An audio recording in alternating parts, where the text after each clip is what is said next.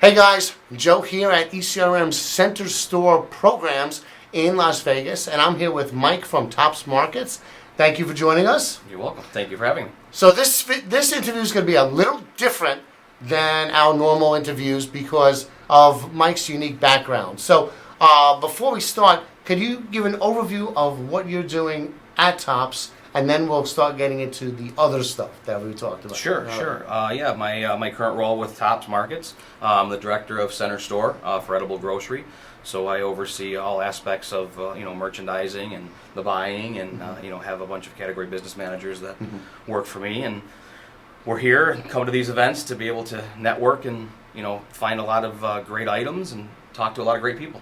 And so you're here for snack, center store, and coffee, tea, and coke. I am here for all of them. Yes. Gotcha. And then you found a lot of you and your team have found a lot of good things over the years. Yes. Yeah. Okay. I've been participating in these for the last few years, and since I've been in this role, I've got a lot of other experiences with the organization, in operations and whatnot, and I found a lot of value coming to the sessions, as have the team and the buyers, and a few of them are here with me this week, and they're out there right now and meeting some people and bringing in some new items. But yeah, we certainly find a lot of value in coming to the sessions because there's so many good things about them. And now we're going to segue into that part, but the one thing that I found was really, well, not more than one thing, but one thing that was very unique about Mike is his other background and what he teaches. Can you talk a little bit about that? Sure. Yeah, I'm an adjunct professor at a university, and I teach organizational behavior, and some aspects of leadership within that. So,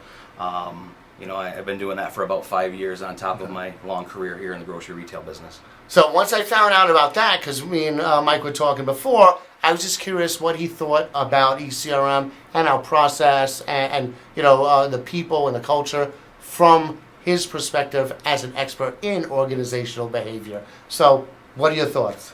I got to tell you, and this is what we were speaking earlier, and it's a great situation here to be able to come into, not only from our end of it, from the category buying and networking with the vendors and bringing in great items for the grocery side of the business, but with my background, I can certainly see that there's a great culture with ECRM and the organization.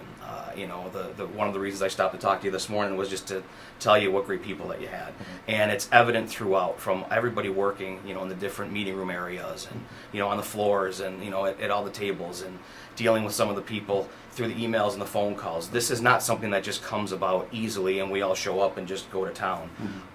Everybody has such a good attitude, and the culture is certainly noticeable with everyone walking around and acknowledging people, and the hellos and the smiles. People certainly seem to have fun doing what they're doing, with ECRM, and that is absolutely contagious throughout the entire session, and that's something to be said. It's something I talk about a lot when I'm talking about what's different between ECRM and other companies, other trade shows, things like that. Where one of the things I point out is the people are such an important part of the ECRM experience. We're here in force, but we're here mixing it up with everybody throughout the whole thing. You don't just see us if something goes wrong. We're a part of as facilitators, and that's kind of unique in that. No, absolutely. Well, and running into you, it's because you're in the thick of it, right? You're not sitting in an office and directing what's going on. You're in the middle of it. You're out there talking with people, and again, it starts at the top.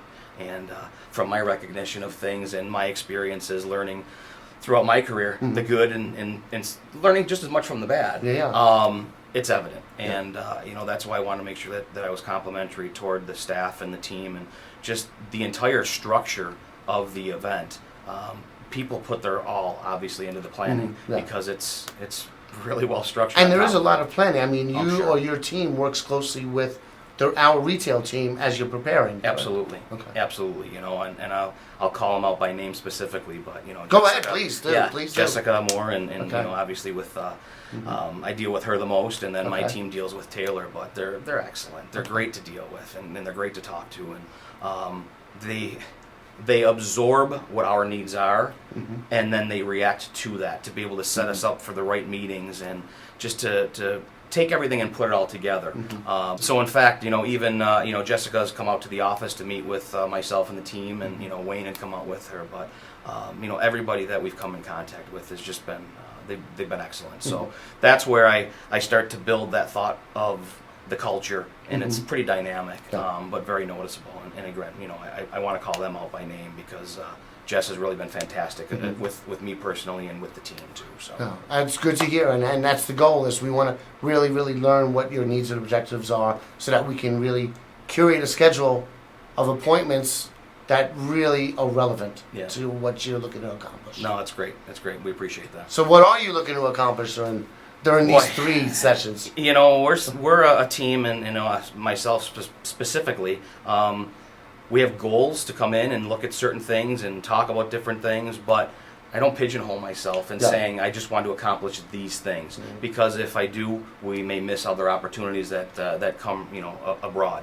So talking with all the different vendor partners, and some that we already deal with, and mostly ones that we don't, and bringing in, networking and meeting new people, having some of the updates with some of the teams that you do cross paths with. Right.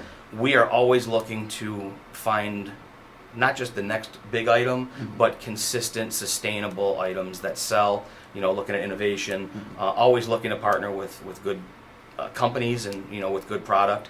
But we're very open to everything. We may not be in a certain item right now or a certain category. This is where we can learn about it. Okay. And I don't even want to say decide whether or not we want to get in it.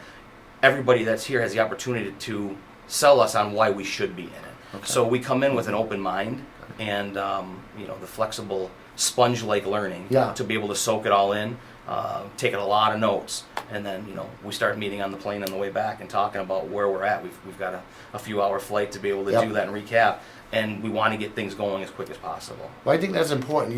What you mentioned about being open and absorbing. Yeah. Because there's so many opportunities. Every meeting you could get something out of. The educational sessions and the networking especially. You get to meet with other buyers as well during the networking and kind of learn from them as well. Yeah, and I mean, quite honestly, all the focus and what we're talking about now has been on the sessions themselves and the structured meetings and whatnot. There's so much more to it, from the lunch sessions to the the evening sessions that you and the organization put on for the networking events.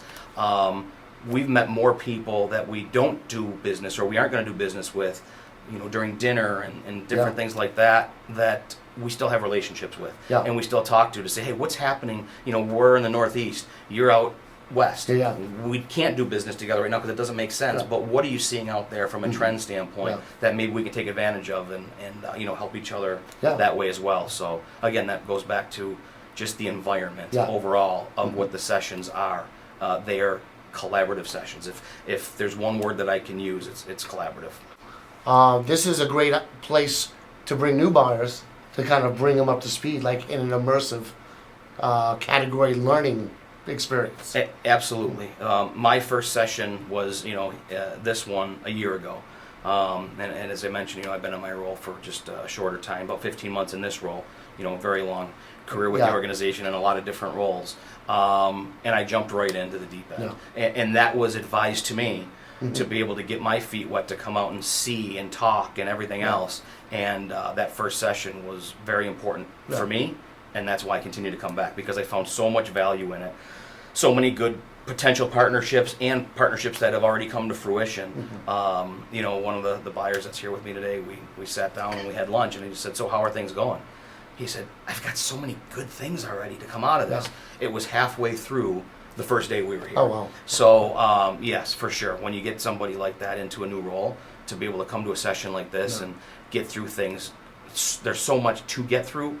It's quick learning, but the understanding quickly comes with it. Yeah. And then you put it all together, and that's why we keep coming back. So we appreciate you guys continuing to do these sessions and allowing us to participate. Well, anything we can do to keep helping you in your needs, and thank you so much for your thoughts, both as a grocer but also as an organizational behavior expert. Right. I think it was, like I said, it was unique to hear your thoughts from that perspective. So thanks again. You're welcome. Thank you. And I look forward to meeting the rest of the team. Thank you very much. All right.